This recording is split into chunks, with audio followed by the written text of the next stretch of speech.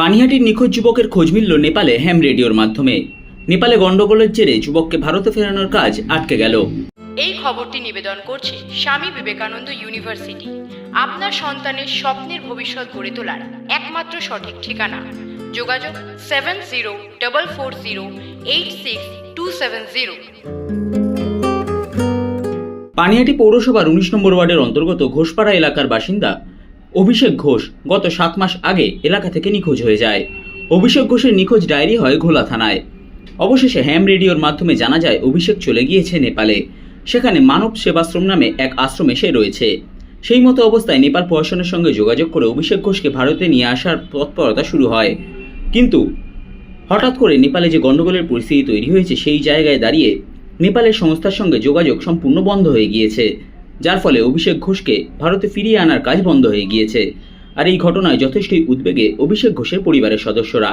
সংবাদ মাধ্যমের মুখোমুখি হয়ে ওয়েস্ট বেঙ্গল হ্যাম রেডিওর সম্পাদক অম্বরীশ নাগ জানান, এই ছেলেটি আমাদের উত্তর 24 পরগনা জেলার পানিহাটির 19 নম্বর ওয়ার্ডের বাসিন্দা। ছেলেটি মানসিক ভারসাম্য হারিয়ে আজ থেকে প্রায় 7-8 মাস আগে মিসিং হয়ে যায় বাড়ি থেকে, এবং ঘোলা থানাতে তার একটা মিসিং ডায়েরি তো হয়েছে। বিষয়টা আমাদের জানা ছিল না কোথায় মিসিং ডায়েরি হয়েছে। উল্টো দিক থেকে আমরা নেপাল থেকে এক হ্যামের মাধ্যমে খবর পাই, ওখানে এক বাঙালি যুবককে পাওয়া গেছে। সে মানব সেবাশ্রম বলে নেপাল সরকারের যে এনজিওগুলি আছে, হোম, সেখানে রাখা আছে। তার সাথে কথা বলার চেষ্টা করা হয় অনেকবার, কিন্তু মানসিক ভারসাম্যহীনতার কারণে সেই প্রপার ঠিকানা, নাম ইত্যাদি বলতে পারছিল না। এ খবর যেমন ওই দিক থেকে নেপালের দিক থেকে আসে, এপাশ থেকে 19 নম্বর ওয়ার্ডের কাউন্সিলর কাছ থেকেও আমরা জানতে পারি কি এখানে একজন এরকম ব্যাপার আছে। তারপরে দুজনের যোগসূত্র হয়। তারপর আমরা জানতে পারি এই ছেলেটি 6 মাস আগে হারিয়ে গেছে। ওর নাম হচ্ছে অভিষেক ঘোষ। 35 বছর বয়সের এক যুবক। তার বাবা মা দুজনেই মারা গেছেন। বেঁচে আছেন তার একমাত্র বোন, তিনি মানসিক ভারসাম্যহীন। তারকে তো নিয়ে যাওয়া সম্ভব না। এমত অবস্থায় প্রশাসনের পক্ষ থেকে আমাদেরকে বলা হয় তাকে এখানে নেপাল থেকে ইন্ডিয়াতে নিয়ে আসার জন্য। আমরা সেভাবে উদ্যোগ গ্রহণ করে নেপাল কনসুলেট জেনারেলের office secretary mister Satish Thapar সাথে যোগাযোগ করি, এবং যার কাছে উনি আছেন তার সাথেও আমরা নেপালে কনফারেন্সে যোগাযোগ করিয়ে দিই।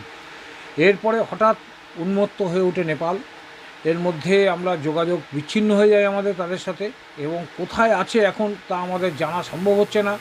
এবং কনসুলেট থেকে আমাদেরকে আশ্বস্ত করেছিল তাকে ফিরিয়ে আনার যাবতীয় ব্যবস্থা করবে, কারণ আমরা এইখানে আটকে থাকা জেলে বা অন্যান্য রাস্তায় পড়ে থাকা বিভিন্ন নেপালি মানুষকে দূতাবাসের মাধ্যমে তাদের পরিবারের কাছে ফিরিয়ে দিয়েছি বহুবার।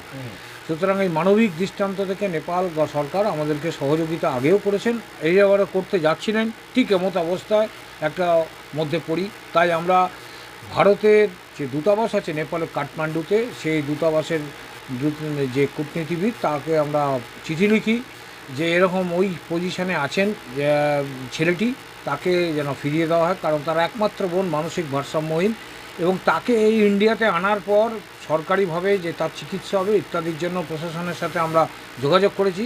রাজ্য সরকার সর্বত সহযোগিতা করবেন বলে।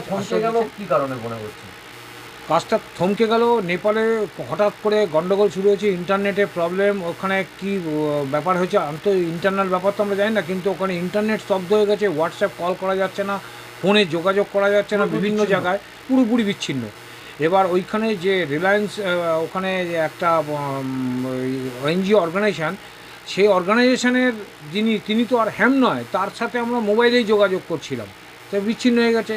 তার ফলে এবং এতটাই মানে এই হয়ে গেছে যে প্রধানমন্ত্রীর বাসভবনে আগুন লাগার পর কারফিউ ইত্যাদি হয়ে যাওয়াতে আমাদের যারা হ্যাম আছেন তারাও ওইখানে পৌঁছতে পারছেন না। এমন অবস্থা যে কী অবস্থার মধ্যে আছেন, আমরা রেডিওতে যোগাযোগ করছি তাদের সাথে, তারা বারংবার চেষ্টা করছে প্রাণের ঝুঁকি নিয়ে, কিন্তু কারফিউ, রাস্তা বন্ধ ইত্যাদির কারণে তারা আর ওখানে যেতে পারছেন না। গাড়ি ঘোড়া বন্ধ, কোনো রকমের গাড়ি ঘোড়া চলছে না। মানে যেখানে উদ্ধার করার যে প্রক্রিয়া ছিল সেটা বন্ধ হয়ে গেছে। পুরো উদ্ধার করার সমস্ত প্রক্রিয়াটাই একদম স্তব্ধ হয়ে গেছে।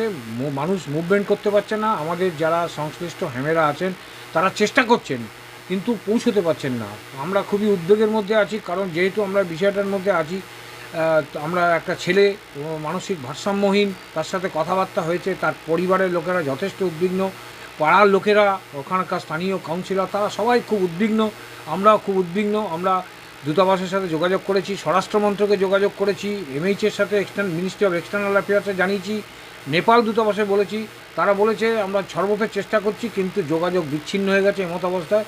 সাধারণ মানুষ কোনো জায়গা থেকে কোনো জায়গায় যেতে পারছে না, কোনো ভিআইপি কোনো জায়গা থেকে কোনো জায়গায় যেতে পারছে না, পুলিশ প্রশাসন ওখানে হাত তুলে নিচ্ছে, সাধারণ মানুষ সহযোগিতা করছে না। তো এই মতো অবস্থার মধ্যে আমরা খুবই উদ্বেগের মধ্যে আছি। আমরা চাই ছেলেটা যেন সুস্থ থাকে, অতি দ্রুততার সাথে যুদ্ধক্ষেত্র যেরকম আমরা রাশিয়া ইউক্রেন যুদ্ধের সময় এইখানে ওয়েস্ট বেঙ্গল ভারতীয়দের আমরা ফিরিয়ে নিয়ে এসেছিলাম যুদ্ধক্ষেত্র থেকে, আমরা এইবারেও ওই নেপালের জায়গা থেকে কায়দা করে আমরা ফিরিয়ে আনবো, এটা আমরা আশা রাখছি। আমরা কৌশল আমাদের এখনও বলছি না, সে কোনো কৌশলেই তাকে আমরা বাড়ির হাতে পৌঁছে দেবো পুজোর আগেই। আপনার